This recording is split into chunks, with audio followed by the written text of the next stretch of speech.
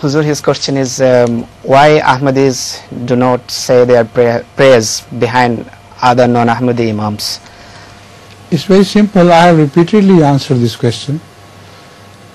You see, if Mullah, an ordinary Imam, is inquired from who made you the Imam, did Allah appoint you as Imam?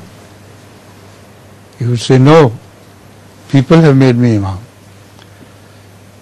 Now you can question, if people have made you Imam, you are an ordinary Imam, but you want nobody to deny you as Imam, but you dare to deny the Imam appointed by Allah. Hazrat Masih, we believe, is an Imam appointed by Allah. So when you deny an Imam appointed by Allah, you lose the right of yourself being called an Imam.